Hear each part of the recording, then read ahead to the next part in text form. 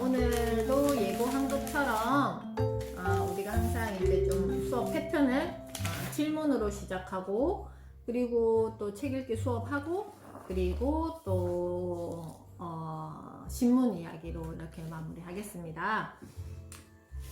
자, 첫 번째 제가 드렸던 질문은요, 주말 동안 나와 내 아이가 나눈 대화는 어떤 대화였을까?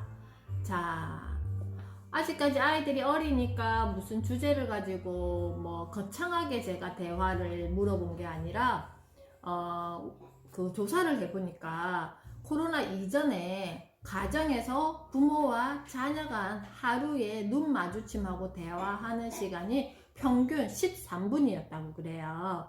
그런데 그렇게 지내던 우리 가족끼리 왜 이래 하다가 이 직콕을 하면서 재택근무가 있고 하면서 굉장히 힘들어진다는 어떤 이야기를 들었는데요.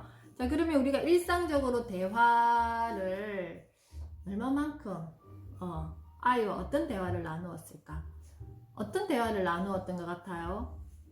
그리고 주고받는 대화였을까?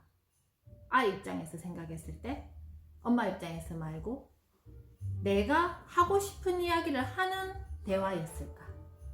자, 이렇게 아이랑 엄마랑 핑퐁 그랬어, 그건 어땠어, 이거 그랬네, 이런 대화였을까?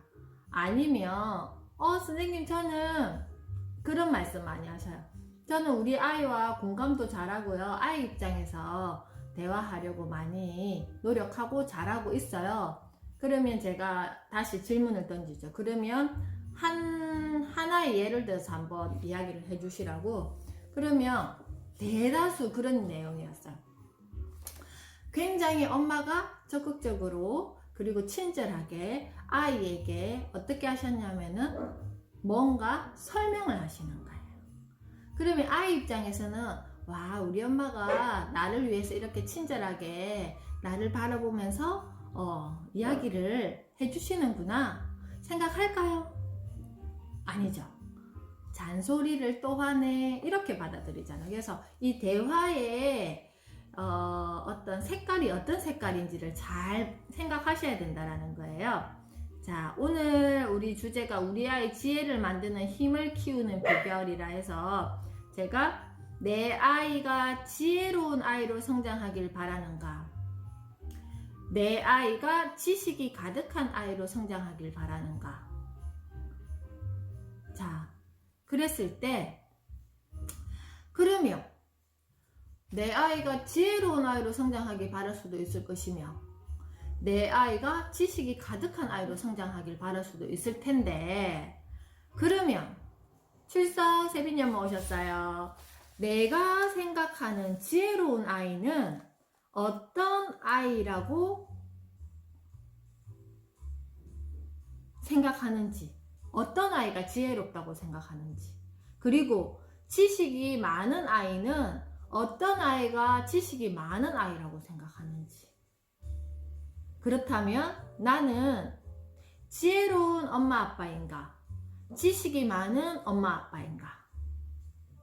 제가 왜 이 질문을 던졌냐면, 선생님 지금 이야기를 듣긴 들었는데 그거에 대한 어떤 개념 정리가 잘 안 돼요 라고 하시는 분도 계실 거고, 지혜인지 지식인지 뭐지? 나는 지금 어떻게 우리 아이를 키우고 싶은 거지? 를 지금 고민하고 계시는 분들도 계실 거고요. 자, 왜 제가 이렇게 어떻게 보면 우리가 철학적인 사고를 할 수 있는 질문일 수도 있고, 어떻게 보면 인문학적 사고를 할 수 있는 질문일 수도 있는데요. 안녕하세요 강민이 엄마. 내가 우리 아이와 하는 어떤 모든 행위에 어떤 근본적인 본질은 뭔지에 대해서 먼저 내가 알고 정의 내리고 행동했을 때와 그렇게 하지 않았을 때는 분명히 내 감정이 너무 많이 쓸데없이 소모된다라는 거예요. 그래서 객관적으로 내가 여기에 대해서 어떤 행동에 대해서 우리 아이가 지우 찬호 엄마 오셨어요. 우리 아이가 지금 이거를 하는 게 무엇 때문에 지금 하는 건지. 그래서 제가 항상 말씀드리지만 저도 이 시간이 굉장히 저에게도 공부가 많이 되고 항상 생각하게 하는 시간이에요. 오늘 아침에 우리 아이가 학교 가는 날이라면 오늘부터 3분의 2 등교여서 중2 아이들은 매주 학교를 가요. 근데 이걸 기뻐해야 되나 이거를 슬퍼해야 되나 제가 잘 모르겠는데요. 한 일주일 2주일 전부터 열심히 이제 제가 항상 그런 생각했거든. 항상 쟤는 학생인데 나보다 더 공부를 안 한다 이런 생각을 항상 했어요. 근데 한 일주일 조금 지났네요. 그때부터 저보다 공부를 더 많이 하기 시작하니까 또 어떤 문제가 생기냐면은 잠이 부족해지는 거예요. 잠이 부족해지니까 이 짜증이 많이 생기는 거예요. 아침에 일어나기가 힘들고 학교 가기가 힘들고 또 막 그런 일이 생기는 거예요. 그래서 오늘 아침에 원래 7시 40분에 깨워달라 해서 제가 깨웠어요. 근데 막 짜증내면서 못 일어나는 거예요. 그래서 그러면 몇 분 뒤에 깨울까 한 번 더 질문하고 50분에 깨워달래요. 그래서 다시 50분에 깨웠어요. 그랬더니 또 아이가 또 막 50분이 되니까 막 짜증내면서 막 그렇게 하는 거예요. 그래서 제가 그 순간 되게 고민했어요. 고민을 하는 게 뭐였냐면은 내가 이 아이랑 지금 뭔가 아침부터 감정 노동을 해가지고 학교를 보내려고 하는 목적이 뭔지, 학교를 보내는 게 맞는지, 이 아이와의 어떤 감정을 유지하는 게 맞는지, 좋은 감정을 유지하는 게 맞는지를 그 순간 고민했어요. 그래서 일단 선생님께 이제 문자를 보냈어요. 아이가 늦어질 수도 있으니까. 그래서 지금 아이가 스스로 못 일어나고 있어서 조금 늦게 학교를 갈 수도 있겠습니다 하고 문자를 보내고 했는데 아이가 도무지 못 일어나는 거예요. 제가 차량을 다녀왔는데도 이미 이제 학교 수업이 시작됐죠. 그래서 제가 또 순간적으로 감정이 또 올라오잖아요. 저는 이제 출근해야 되고 바쁜데 이렇게 계속 자고 있으면 그러면 너가 결정해. 정말 오늘 그냥 하루 집에서 쉴래? 아니면 늦게라도 몇 교시 안에 학교를 갈래? 어떻게 할래? 대뜸 저한테 이렇게 짜증을 내면서 엄마가 그럼 쉬어라 했으면 그럼 내가 뭐 쉴까 하면서 막 오히려 짜증을 내는 거예요. 그래서 제가 다시 감정을 정리하고 아이에게 아무 말을 안 하고 다시 선생님께 문자를 보냈어요. 오늘은 도무지 컨디션이 안 좋아서 오늘 그냥 하루 가정학습을 하겠습니다 하고 문자를 보내고 제가 이제는 아이에게 어떤 말을 하지 않고 출근을 해서 다시 아이에게 선생님과 주고받았던 문자를 캡처해서 아이에게 그대로 보냈어요. 그리고 오늘은 너 컨디션 조절하고 오후에 일어나는 대로 네가 오늘 할 스케줄을 가정학습이라고 했으니까 소화시키고 밥은 너가 알아서 차려 먹고 엄마는 점심 먹고 잠시 올라가겠다 라고 이제 문자를 보냈더니 얘가 막 이렇게 뭐 기분 좋은 메시지로 나중에 사랑해 하고 이렇게 보냈더라고요. 그래서 제가 그때 그런 생각을 했어요. 이게 저는 좀 학교를 보낸다 안 보낸다의 어떤 것보다 항상 큰 그림은 뭘 뒀냐 하면은 아이와의 감정을 상하면서 무언가를 하려고 애쓰지 말자. 왜냐면 제가 만약에 아침에 학교에 억지로 보냈어요. 그러면 분명히 이 아이하고 마찰이 생길 거잖아요. 그리고 나서 이 아이는 하루가 엉망이 될 것이며 그 감정 노동을 하느라고 아이와 저는 아마 며칠을 소모시킬 거예요. 그래서 그 단지 하루에 5분 정도에 제가 이렇게 판단을 했단 말이에요. 그런 일이 정말 많이 생겨요. 오늘 이렇게 했으니까 내일은 괜찮겠지? 절대 아니에요. 그래서 저는 이 질문을 받았을 때 저는 지혜로운 아이를 키우고 싶어요. 그럼 지혜가 뭔데? 그래서 제가 핸드폰에 저장시키기를 우리 아이 작은 아이는 뭐라고 저장시켜 놨냐면은 전화번호를 지혜롭고 영리한 세린, 그리고 저희 큰 아이는 이름이 진형인데 바르고 현명한 진형 이렇게 해놨어요. 그래서 여자아이가 세상을 살아가기 위해서는 좀 지혜가 많았으면 좋겠어. 그럼 지혜가 뭔데? 똑같은 어떤 상황을 가지고 자기만의 어떤 해석을 할 수 있어서 너도 나도 어떻게 최선의 어떤 방향으로 이끌어갈 수 있는 지혜를 저는 지혜라고 정의 내렸어요. 그래서 아이가 지혜롭고 영리한 세린이었으면 좋겠다라는 어떤 키워드를 가지고 있기 때문에 아침에 굳이 제가 막 이 아이의 감정을 상하게 하면서 저 감정까지 그 바쁜 시간에 써가면서 깨워서 학교를 안 보내야 되겠다라고 생각했어요. 그래야지 내일 아침이 되면 아이가 엄마의 어떤 그 배려를 생각할까요? 그러진 않을 거예요. 내가 이렇게 컨디션을 조절하지 않으니까 이런 일이 생겼네? 그러면 내일은 조금 컨디션을 조절해서 이렇게 가야지 라는 자기만의 어떤 게 생길 건데, 제가 그러면 다시 질문을 하겠죠. 그러면 자기 전에 내일은 그러면 너 오늘 저녁에는 몇 시에 자고 내일은 몇 시에 일어나야지 너의 컨디션이 괜찮을 것 같아? 라고 제가 질문을 하겠죠. 그러면 아이가 오늘의 경험을 가지고 어떻게 하겠어요? 내일 나는 이렇게 해야 되겠다. 그죠? 그래서 조금 이렇게 길게 봐야 돼요. 아이와의 관계에서는. 그리고 긴 안목으로 봐야 되고, 이 지금 어떤 상황을 만났을 때는 내가 큰 그림을 좀 그려야지 내 이 귀한 시간에 내 감정을 상하지 않고 아이와의 관계도 원만하고 엄마에 대한 어떤 생각, 그리고 저도 아이에 대한 생각 공감해주고 수용해주고, 그리고 진실하게, 그렇지만 자기가 불편한 일은 있죠. 이제 가정학습을 한다 했으니까 그에 따른 리포트는 또 적어내야 되잖아요.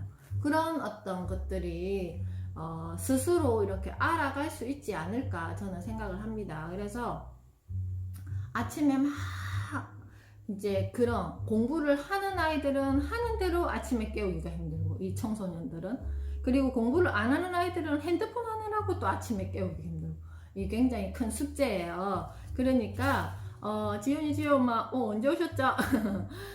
그러니까 이게 제 말이 지금은 아직 우리 아이가 중학생이 안 되고 초등학생 아직 고학년이 안 되고 했기 때문에 원장 선생님이 하는 말이 100% 이렇게 공감이 안 되실 수도 있지만 다음에 몇 년 뒤에 우리 아이 이렇게 성장하면서 지금의 어떤 몇 년 전에 준비한 이 마음이 나중에 큰 어떤 밑거름이 되지 않을까. 그래서 어떤 아이와 상호작용을 하든지 아니면 내가 무언가 아이에게 아이가 이렇게 했으면 좋겠다라고 생각하는 무언가가 있었을 때는 나는 우리 아이에게 지금 어떤 메시지를 주려고 하고 있지? 나의 짜증인지? 나의 욕심인지? 나의 어떤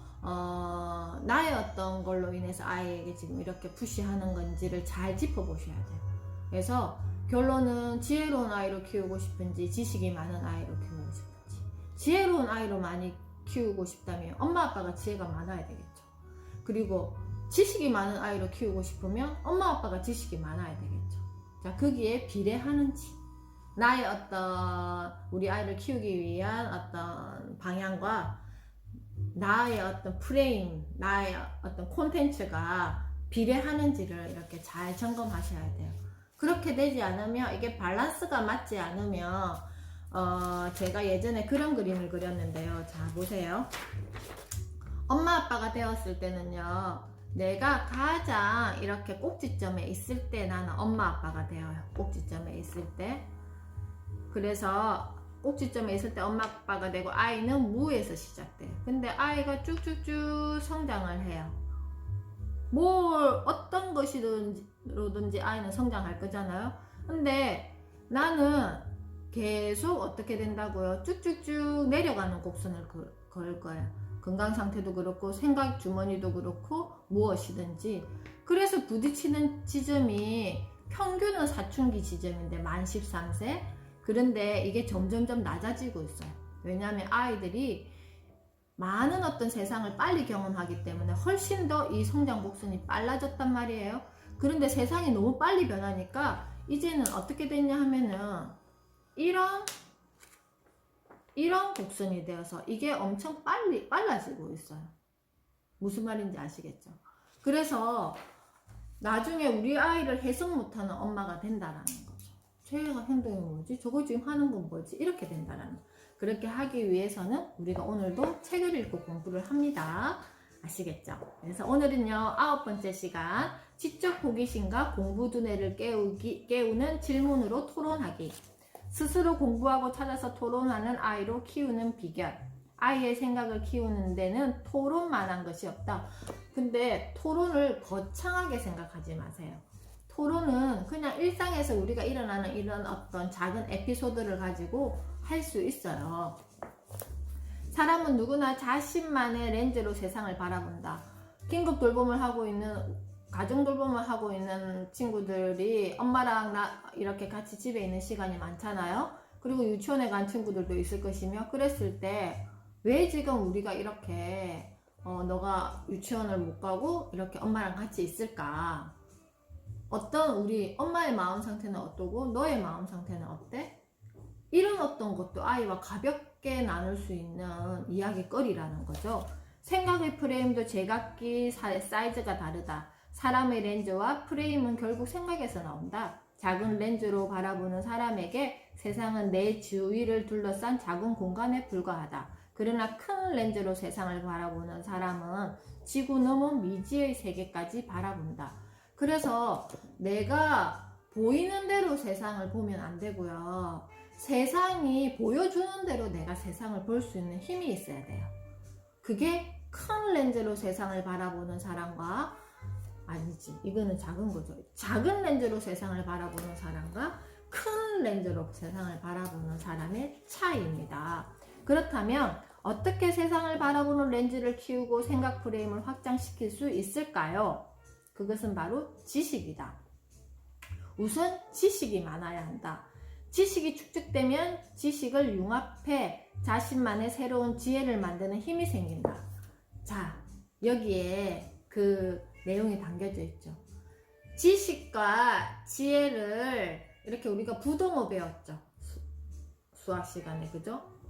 수학 시간에 지식의 힘이 클까요? 지혜의 힘이 클까요? 그랬죠. 지식이 축적되면 지식을 융합해서 뭘 만든다고요? 자신만의 새로운 지혜를 만드는 힘이 생긴다 했잖아요. 지식은 뭘 통해서? 학습과 경험을 통해서 쌓인다. 지식만 계속 쌓이면 이 아이는 세상을 잘 살아갈 수 있는 힘을 키울 수 있을까요? 지식과 지식이 만나서 이 세상을 살아갈 수 있는 어떤, 우리가 살면서 만나는 어떤 상황들을 이 지식과 지식을 융합해서 나만의 지혜를 만들었을 때 어떻게 된다고요? 나는 성장한다라는 거예요. 아이의 사고력과 창의력도 결국 축적된 지식에서 나온다. 그런데 중요한 것은 지식이 없으면 지혜도 만들기 힘들다라는 거예요. 맞겠죠? 그래서 지식을 축적하는 학습 방법에는 여러 가지가 있다.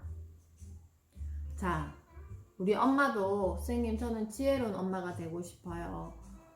이렇게 했을 때는 내가 기본적인 지식이 있어야지만 지혜가 나온다라는 거예요. 강의 듣기, 책 읽기, 일언이, 영상 보기, 암기하기, 체험학습, 토론하기다. 이 중에서 가장 효율적인 방법은 토론하기다. 그래서 닥치는 대로 정보를 이렇게 수집을 했을 때 내가 그 정보를 수집만 하면 어떻게 되겠어요? 계속 이렇게 차이겠죠. 그런데 어떤 정보를 들었을 때 그 넘어 생각을 내가 할 수 있는 훈련을 해야 된다라는 거예요. 그래서 오늘도 제가 나중에 이 신문을 읽으면서 그럼 원장쌤 그거는 무슨 말이에요? 그걸 어떻게 해야 된다라는 거예요?에 대한 이야기를 여기서 한번 나눠볼게요. 토론에는 찬성과 반대로 나뉘어 상대방을 설득하는 찬반 토론이 있고 서로 협력하여 문제를 해결하는 협력 토론이 있다. 나는 아이들과 주로 협력 토론을 한다. 토론은 가장 좋은 공부 방법이다. 교육학자, 행동과학자들은 토론이 가장 좋은 공부 방법이라는 것을 실험 결과로 증명해왔다. 가장 신뢰성이 있고 오래된 사례는 유대인이다. 그들은 하브루타라는 토론 방법을 밥상머리 교육으로 대대로 전수하고 있다. 하브루타는 2 이상의 사람들이 짝을 지어서 질문하고 대화하는 방법이다. 세계 10대 부자와 기부자 목록을 보면 매해 유대인이 8명이 넘는다. 아이브리그에서는 전체 교수의 30%, 입학생의 30% 이상이 유대인이다. 쭉 여기서 넘어가고요. 밑에서 네 번째 줄, 유대인들은 2000년 동안 디아스포라를 겪고 떠돌아다니면서도 하브루타로 자신의 정체성을 키우고 지구상 가장 강력한 민족 공동체를 이루고 있다. 그들이 자녀에게 위대한 유산으로 남기는 것은 부와 권력이 아니다. 가장 효율적으로 지혜와 지식을 얻는 토론 기반의 공부 방식인 하브루타다. 그래서 그 다큐 같은 거 보면요, 그 유대인들의 그 도서관은 굉장히 시끌벅적해요. 이렇게 두 사람이 마주보고 계속 이렇게 떠들면서 이야기하는 어떤 그런 장면들을 볼 수 있는데요. 기가 아플 지경이다. 둘씩 짝을 지어 책의 내용을 아주 큰 소리로 떠들며 토론한다. 짝은 서로 모르는 사람이 대부분이다. 그냥 도서관의 빈자리로 가서 옆 사람과 토론하며 공부하는 이러한 방법은 유대인들의 아주 오랜 전통이다. 그들은 토론하며 책의 내용을 완전히 흡수한다. 우리가 지식을 쌓는다는 것은, 자, 앉아서 책 읽고 그 다음에 뭔가 문제집을 풀고 이해했어, 끝 아니에요. 내가 이해한 내용을 어떻게 상대방에게 말할 기회가 있어야 돼요. 설명할 수 있어야 돼요. 그랬을 때 온전히 그것이 나의 지식이 돼요. 그래서 우리 아이들이 무슨 공부를 한다, 뭔가 집중해서 한다 했을 때는 우리 엄마가 마지막으로 해줄 것은요, 아이에게 가서 어떻게 한다, 아이가 했던 거를 경청해주기. 그래서 저도 아이가 공부하고 나면 굉장히 그걸 좋아해요. 노트 필기해서 뭔가 이 아이가 암기하고 나면 뭐 했어? 하면서 제가 노트를 이렇게 들고 아이가 막 저한테 이야기를 해줘요. 맞네. 그랬네. 그랬네. 이건 이렇구나. 라고 저는 추임새를 넣으면서 아이에게 피드백을 해주죠. 그러면 굉장히 즐거워하면서 아이가 다시 머릿속으로 자기 지식으로 이게 축적이 된다라는 거예요. 그래서 부모님들이 막 같이 애써서 공부하는 개념도 물론 중요하지만 또 아이들이 한 거에 대해서 관심 가지고 이런 추임새를 넣어주는 거. 그래서 지난번에 고려에 대한 어떤 이야기를 어쩌다 어른 고려를 같이 봤다 그랬잖아요. 그래서 아이가 그 이해한 부분을 저한테 이야기해서 저는 또 하나 더 얹어서 제 생각도 이야기를 하고 그래가지고 그게 완성이 된다라는 거죠. 맞죠? 그래서 184페이지 아랫부분 읽어보겠습니다. 세계 명문 대학들의 공부 방식. 하버드를 포함한 아이브리그의 수업 방식은 거의 모두 토론이다. 1636년 개교 이래 그동안 하버드가 얼마나 많은 수업 방식을 적용해 보았겠는가? 다양한 수업 방식에서 지금까지 살아남은 것은 토론이다. 암기가 최고의 공부 방법이라면 지금 하버드의 학생들은 토론이 아니라 암기를 하고 있을 것이다. 질문을 통해 서로 토론하는 방식이 세계적인 인재를 양성하는 데 가장 좋은 방법이라는 것을 하버드가 입증하고 있다. 영국의 옥스퍼드 대학도 마찬가지 원탁 이 책상이 되게 유명해요. 그래서 모두 둘러 앉아서 자기의 의견을 핑퐁 하면서 이렇게 토론하는 이런 수업 방식을 하고 있습니다. 그래서 저희도 유치원에서 아이들과 함께 예전에는 이렇게 앉아서 선생님을 이렇게 보는 어떤 형태였다면 지금은 달라졌어요. 이렇게 둥글게 앉아서 아이들이 서로 얼굴을 마주 볼 수 있게 앉아서 아침 활동 그리고 그룹 활동을 해요. 그래서 그거는 뭐겠어요? 내가 이렇게 앉아 있으면 친구 뒷모습만 보이잖아요. 그러면 아이가 볼 수 있는 것은 선생님 얼굴 혼자지만 이렇게 둥글게 앉아 있으면 어때요? 저 친구 표정도 보고 이 친구 표정도 보고 또 서로가 그렇게 보면서 여러 사람의 얼굴을 보면서 내가 훨씬 더 많은 것을 이야기하고 얻을 수 있다라는 거예요.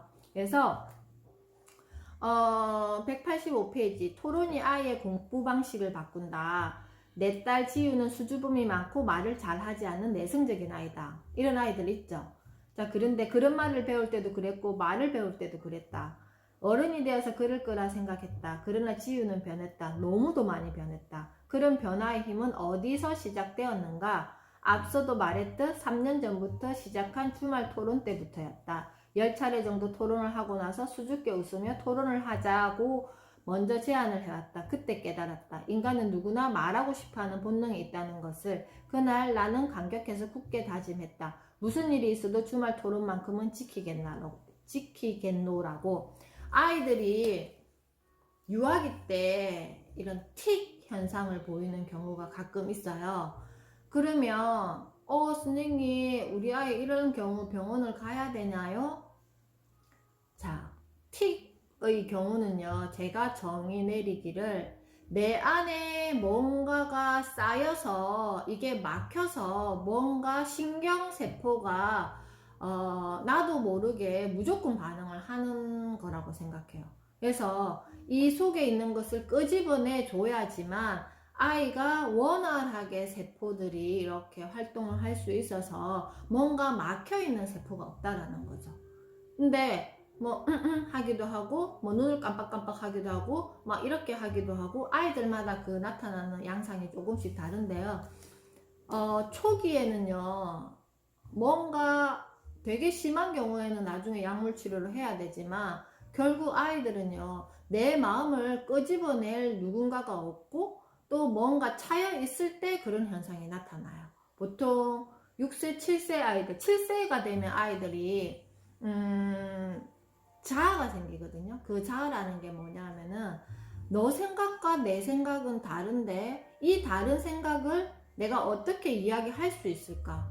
분명히 다르다고 이야기하고 싶은데 뭔가 말하는 방법을 모르겠고 말할 상대가 없고 말할 타이밍이 없었을 때 아이들이 계속 쌓이는 감정들이 생겨요. 그랬을 때 그게 해소가 되지 않으면 어떻게 되겠어요?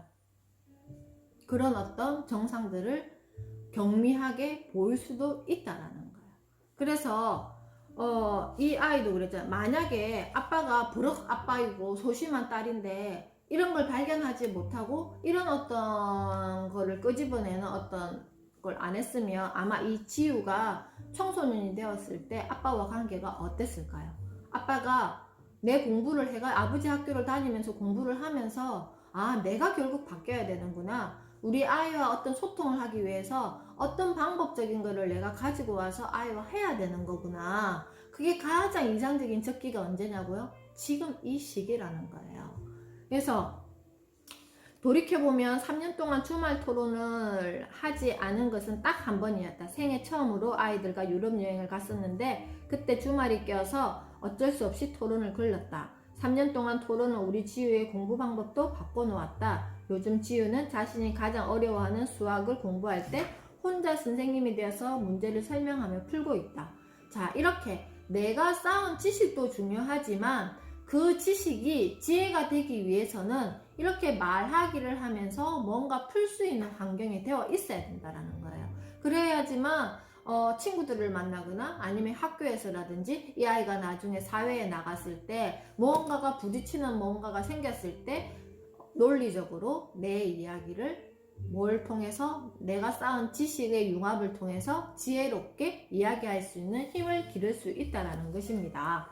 토론은 질문으로 시작되고, 그죠? 질문은 아이를 성장시킨다. 토론은 질문에서 시작이 돼요. 소크라테스는 질문을 통해 아테네의 청년들이 아는 것과 모르는 것을 스스로 자각하도록 만들었다. 소크라테스는 질문으로 아테네 시민을 진리로 이끌었다. 그죠? 이런 것처럼 밑에서 5번째 줄, 부모가 질문을 하면 아이는 생각을 시작하고 답하기 위해 세상을 관찰한다. 관찰은 깊게 생각하는 성찰의 과정을 거쳐서 깨달음의 경지인 통찰에 이른다. 이 모든 것의 시작은 질문이다. 그래서 아이의 성장을 위해 질문이 가장 중요한 것이다. 내가 오랫동안 질문에 천착하여 온 까닭이자 이 책을 쓰는 이유이기도 하다. 자, 우리 아이 지혜를 만드는 힘을 키우는 비결은 그러면 무엇이라고 생각하세요?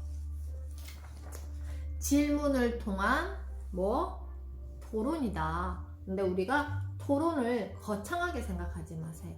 토론은 일상에서 우리 아이들과 어떤 것이든지 할 수 있는 게 토론이야. 토론이라는 게 너의 생각과 나의 생각을 함께 마주보고 앉아서 이야기를 하는 것이라고 저는 유아기 때 우리 아이들과 할 수 있는 것이라고 생각을 합니다.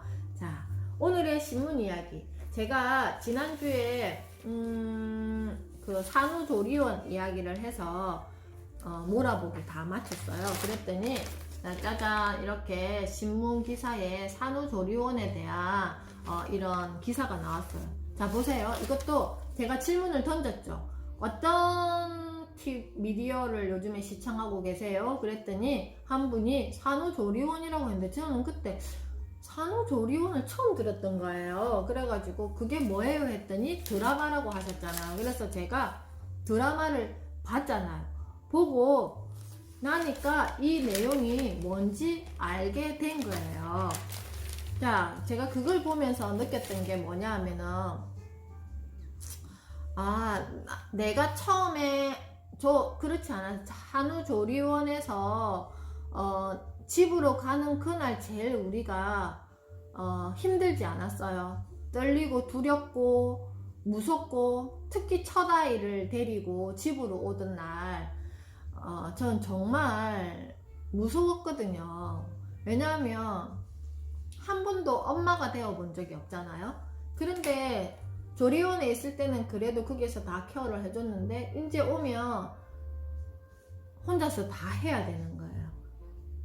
근데 그거에 대해서 아무도 누가 이야기해주지 않았고 어떻게 해야 된다고 이야기하지 않았고 그리고 나는 준비가 안 돼 있고 아이는 계속 울고 보채고 막 전몸살 하면서 또 모유 수유하면서 막 또 분유병 안 먹으려 그래서 이게 젖꼭지 안 빨라 그래서 막 이렇게 힘들게 하면서 그렇게 이렇게 보냈어요. 근데 저는 여기에서 준 메시지가 뭘까라고 생각을 했거든요. 82년생 김지영 혹시 영화 보셨어요? 이것도 마찬가지. 여기 산후조리원도 마찬가지. 결국 내 마음을 진솔하게 끄집어내야지만 내가 원하는 육아도 제대로 할 수 있고 나의 어떤 삶도 유지시킬 수 있는데 그렇게 하지 못했던 거예요. 그래서 저도 주말 동안에 제가 이 드라마를 보고도 그런 생각을 했지만 저도 한 3주 전에 마음 코칭 그 내담자가 되어서 상담을 받았던 적이 있었거든요. 그때도 뭐가 문제였냐면은 진솔하게 남편에게 내 이야기를 하는 거가 저는 되게 힘들었기 때문에 항상 그냥 괜찮다. 그냥 제가 알아서 다 해결했고 이런 것들이 자꾸 쌓이는 거예요. 그래서 이렇게 해서는 안 되겠다 해서 상담도 받아봤고 또 이 드라마도 보면서 82년생 김지영이라는 영화도 보면서 그런 생각을 했어요. 건강한 어떤 싸움은 필요하구나. 저는 싸움을 하는 게 보통 싫었기 때문에 가급적이면 그냥 남편 편에서 이야기를 다 들어주려고 그랬고 또 뭐 불편한 이야기는 가급적 안 하려고 했더니 자꾸 제 마음에서 이게 쌓이는 거예요. 그래서 어제도 주말에 뭔가 이야기를 하다가 제가 건강하게 싸울 때는 싸워야 되겠다 싶어서 점심 먹다가 이제 말을 하기가 시작했어요. 근데 옆에 딸이 있었어요. 근데 아이들은 어때요? 뭔가 엄마가 불편한 말을 이렇게 아빠랑 할 때는 힘들어 하잖아. 그래서 아이가 되게 그 순간 힘들어했어요. 근데 어제 제가 이제 친정에 김치 가지러 가면서 아이랑 같이 차를 타고 가면서 아이에게 엄마의 어떤 감정 상태에 대한 거 이런 거를 진솔하게 다 이야기를 했어요. 너 좀 불편했지. 그렇지만 아이가 막 끄덕끄덕 하더라고요. 그래서 그렇지만 엄마는 아빠랑 더 건강하게 노년을 준비하기 위해서는 지금부터 마음의 찌꺼기를 남겨놓지 않고 건강하게 싸울 때는 싸우고 또 잘해줄 때는 잘해주고 이렇게 해야 된다고 생각해. 그래서 넌 걱정 안 해도 돼. 엄마의 마음은 이런 마음이니까 하면서 이제 보통 아이들이 엄마 아빠 눈치를 보잖아요. 그런데 제가 이제 갔다 오면서 남편에게 계속 아무렇지도 않은 듯이 전화해서 가기 전에 나 갔다 올게 하고, 또 갔다 와서도 나 밑에 김치 갖고 왔는데 좀 들고 올라가죠. 그리고 자기는 이제 미리 밥을 먹었더라고요. 그렇지만 생김치 김장김치 가져왔으니까 같이 밥 먹자. 그러니까 아까 우리가 건강하게 싸웠던 그거는 그거고, 지금 이 상황에서는 또 아무 일도 아닌 듯이 일상을 이렇게 지낸단 말이에요. 저는 그렇게 하지 못했어요, 지금까지. 그런데 지금부터는 그렇게 하려고 저도 열심히 노력 중입니다. 그래서 이런 것들이죠. 우리가 질문을 통해서 저도 새로운 어떤 정보를 알게 되고, 그리고 그걸 통해서 또 저의 또 새로운 어떤 깨달음이 생긴 거잖아요. 그래서 산후조리원 뭐 출산 드라마더라 여기서 끝나는 게 아니라 나에게 대입시켜서 내가 이걸 생활 속에서 어떻게 적용할 것인가. 그래야지만, 그런 것들이 많아야지만 나의 지식을 통한 지혜가 생긴다라는 거죠. 자, 여기도 보세요. 자, 제가 아까 이걸 웃어야 되나 울어야 되나 하면서 제가 이 기사를 봤는데요. 수능이 12월 3일 이번 주 목요일이에요. 아빠는 가출 중 돼 있잖아요. 얼마 전에 임용고시, 3년 동안 임용고시를 준비했던 그 사범대 이제 졸업을 하고 임용이 안 돼서 계속 아르바이트를 하면서 딱 임용고시 보기 전날 코로나 확진을 받은 거예요. 그래서 수능 같은 경우에는 코로나 확진자라도 수능을 볼 수 있게 다 대책이 마련되어 있어요. 그런데 임용이나 일반 공무원 시험에는 그 준비가 안 돼 있었던 거예요. 그래서 코로나 확진자는 시험장에 갈 수 없다가 원칙이 돼버린 거예요. 이 사람의 3년이 다 그걸로 인해서 무너지는 거죠. 제가 2주 인생에 있어서 크게 길지 않은 시간입니다 라고 말씀드렸지만, 이 사람에게는 2주가 인생의 전부를 바꿔버리는 거예요. 3년 동안의 그 시간들을 모조리 다 빼앗아 가버리니까. 근데 그래서 지금 이 수능 때문에 모든 가족들이 비상이 돼요. 집에는 엄마와 아이만 있고 아빠는 시댁으로 가고, 뭐 대학생 형제가 있는 집은 집에 들어오지 말고 또 어떻게 한다고 친구집에 가 있든지, 아니면 직접적으로 말도 하지 말고 문자로만 가족끼리 소통하기로 이렇게 되어 있다는 그 3일을 지키기 위해서, 혹시나 내 아이가 그런 일이 생길까봐. 자, 우리 아이가 어저께 그런 이야기를 하더라고. 엄마, 내가 작년에 아빠랑 축구를 보러 갈 때 우리 마스크를 아무도 안 썼어. 근데 그게는 굉장히 많은 사람들이 있었어. 근데 지금은 그게 상상이 안 돼 라고 이야기를 하더라고요. 이런 상황들이 지금 상상이 안 되죠. 그죠? 근데 현실이잖아요. 제가 김장을 드라이브 스루로 받아오는 이 현실, 엄마가 집을 오지 말아요. 집을 오지 말고 밑에서 받아가래요. 자, 이런 거를 우리가 어떻게 생각하고 이걸 넘겨야 될까요? 그럼 이건 가족 간의 어떤 유대, 그리고 가족 간의 어떤 거를 어떻게 만들어야 될까요? 를 또 질문으로 던져야 되겠죠. 그렇기 때문에 이렇게 평소에 가족 간의 이런 어떤 감정에 대한 이야기, 이런 어떤 대화가, 여기 아빠는 지금 토론이라고 했지만 일상적인 대화에서 우리 상황은 이렇잖아. 그렇기 때문에 우리는 지금 이렇게 좀 힘들지만, 이런 어려운 시간이지만 이렇게 한번 견뎌보자 라고 서로 어떤 합의하에 그냥 무난하게 넘어갈 수도 있는 상황이지만, 그게 되지 않았던 가족들은 어떻게 되겠어요? 지금 이혼 가정이 굉장히 많이 늘어난다고 합니다. 그래서 이탈리아 같은 경우에는 아예 메일로 그냥 이혼 서류를 접수하고, 왜냐하면 거기 법원에 갈 수가 없으니까 메일로 접수해서 이혼 처리가 돼버린대요. 온라인 이혼이 된대요. 그런 것처럼 평소에 일어났던 것들이 해소되지 않고 했을 때는 이것도 어떻게 보면 사회 문제가 된다라는 거예요. 그리고 여기 보세요. 또 두 번째, 전교 못하는 중학생, 이제 기업에서 이런 어떤 사회적 그 활동을 합니다. 저희 조카도 3년 기업 장학금을 받는데, 그 장학금을 받는 조건이 뭐냐 하면은 저소득층 아이들에게 멘토가 되어서 이렇게 1대1 코칭 해주는 어떤 그런 걸 해야 돼요.